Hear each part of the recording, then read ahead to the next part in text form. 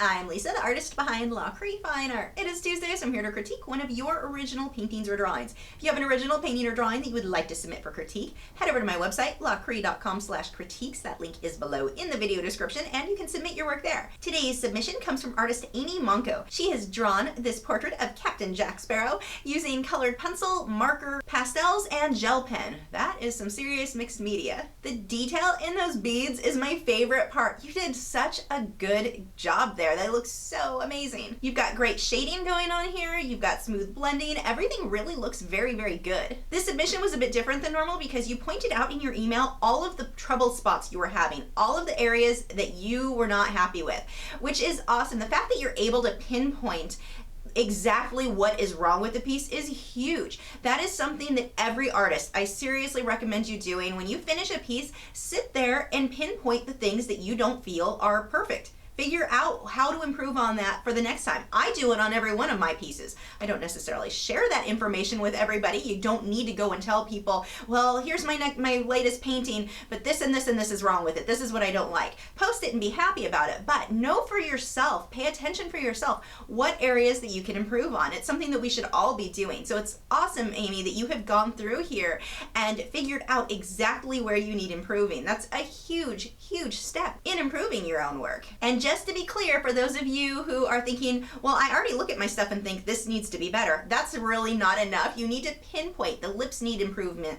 The lips colors are wrong. The eye needs to be opened or closed more. I mean, little things. Start pinpointing the little things. So taking a look at some things that we can improve on with this piece, as usual, I imported this over into Photoshop, laid your reference photo on top of your project, outlined the reference photo in green, dropped the reference photo out, and now we can more easily see where you need adjustments. You are close, like really close. I mean, there's no doubt when you look at this who the portrait is of, but you want to watch for little things, like not having the eyes quite matched up or having the eyes not open enough. This sort of thing you really want to watch for. You've got the side of the face is a little too wide, the hair comes out way too far. And that is actually a really big thing because right now he kind of has that Pantene model look where his flowing hair is off to the side. If you trim some of that off, you'll pull him back a little bit more towards a pirate versus beautiful Pantene model. And this is something where you just want to check your measurements against themselves. If the distance between here and here on your reference photo is the same as the distance between here and here, make sure that matches up on your work. And I did have a video showing you how you can line things up to check for accuracy, so I'll put a link up here. A proportional divider will also do amazing things for you on making sure that things are accurate. Now, besides those little details on just making sure that your drawing is very accurate in the first place, the next would be on your values. You have drawn him very, very pale, and he's a pirate, so he should have much darker skin. He's going to be in the sun all the time. And if we look at the reference photo versus yours, look at the difference in the contrast or the values here between yours and the reference photo. The little dots on top are all of yours. The ones underneath are the same exact area in the reference photo. There's a pretty big difference in the values that you want there. Almost everything needs to be darkened up a lot. You had said in your submission that you were having trouble getting the colored pencil to blend right on the skin, and so you ended up going on top of it with pastels, but that the pastels did not stick well to the colored pencil. These are two mediums that don't play really nicely together. They don't stick on top of each other. The colored pencil won't stick on top of the pastels well, and the pastels won't stick on top of the colored pencil well. So if you're going to mix these two mediums, I keep those areas separate. If I want to work on colored pencil in one area, that's fine. In another area in pastels, that's great. But trying to layer them on top of each other just does not generally give you the results that you're looking for. Now, having the trouble getting the colored pencil to blend was likely caused from one of two things. First, you're using Bristol vellum. Bristol vellum, in my experience, is just too smooth for colored pencil. I know of artists who will use it and like it. I don't like it, so you may want to try another paper and see if it works better for the techniques that you're using. Because it's so smooth, you're not able to get a whole lot of layering on there. So it makes it very, very hard to layer and get the pigments that you want in all of the shading and blending.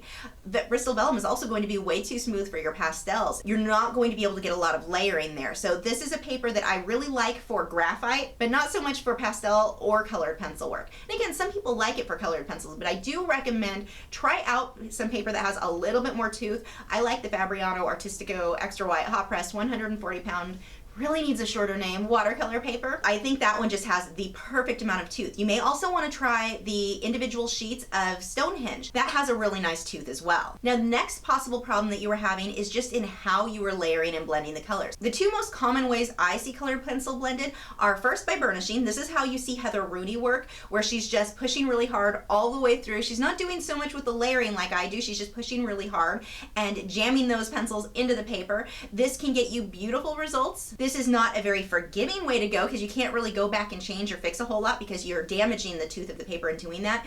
But if you're careful and pay attention to what you're doing, the results are beautiful. The next method is the way that you'll often see me work, is by lots and lots of light layers, adding about 3 to 5 layers, blending it out with the Mona Lisa odorless paint thinner or an odorless mineral spirit, then layering more layers and then blending out again with the paint thinner. I continue this process until I get the skin to look exactly how I like. My last layers, it is pretty common for me to start burnishing, but I don't do that till the very, very end, just the way that I layer and work. So those are two options that you have. With both of these methods, the most common issue that I see happen is that people are not getting enough of that pigment, the pencil, onto the paper. They need more layers or more burnishing, something. They need more. They're calling it finished too soon and expecting it to blend like pastels would, and it won't. You have to blend by layering or just burnishing tons of that pigment. You have to get a lot of it on that paper, and it is time consuming. Colored pencil is a very slow medium, so chances are the problems that you were having, you were just not putting enough time, enough layers into it. And I know you're probably thinking, I put tons of time into this. That's just the nature of colored pencil. You probably still needed more time to get more pigment on the paper. Now, in your submission, you had said you chose not to put the pattern in the bandana because you didn't know how. It is common that when I'm doing a portrait that I will pull out patterns on clothing because I don't want it to draw attention away from the face. But in this case, I think I would have definitely put that pattern in there. And it's just like everything else. Take your time and copy what you see. You can draw. I can see that you can draw based on this whole portrait. You did a great job. It's the same thing with the bandana, and it's going to take probably as much time, if not more, than what you spent on the face itself. But what's happening here is that red in the bandana is so red that it is just pulling the viewer's attention to his forehead right in that one spot, which is not your goal in a portrait. By taking that black detail, those little teeny lines in there, that's going to make a big difference in balancing this piece out so that it darkens everything up so it pulls your attention back down to his face. You did a great job on the folds of the bandana. Everything looks good. I would just go through those little details and line those in there, and I'm not kidding, it is going to take you forever. That's okay. The main thing to watch for is that the pattern curves. You don't want to just make straight patterns all the way across because it will make it look very flat, even though you've got it shaded from the light red to the darker and black. Pay attention to your reference photo that those patterns start to slightly curve down his head, which gives it that rounded feel. But that little bit of detail will darken that bandana up, and I think it really would add something extra to this piece to make it that much more amazing. And all of the other things that you had mentioned in the critique, the problems with the lips, you're having a hard time getting men's lips to look like men's lips. That is really common, and usually it's just caused by people making the lips too dark. But in this case, it's just that the lips aren't quite drawn in the right position. If you adjust that, I think that's going to make you much happier with it. Now, you'd also mentioned the hair. You were having a hard time getting that realistic enough. This is just, like I always say, work in clumps. Don't try to put in each individual strand or it makes it look too stringy. Look at your reference photo. All of this are just clumps of shadows, lights and darks. Just like the face, a lot of that hair just needs to be darkened up to where it's almost just a solid black. I mean, there is very, very little detail in there. So you actually gave yourself more work than you needed. If you simplify the hair, just work in those big clumps of the lights and dark browns. Don't look at it as individual strands. You could take the time that you put in trying to get all those individual strands and go put that detail work in the bandana. But that's the main thing with the hair there, is just don't try to put in each individual strand because it makes it look less realistic, even though you're putting more detail. I know that seems backwards, but so often, if you just simplify it and put the lights and darks where they go, look at it as clumps of abstract shapes, you're going to come up with a much more realistic end product. But you did a seriously great job here. You should be so, so proud of yourself.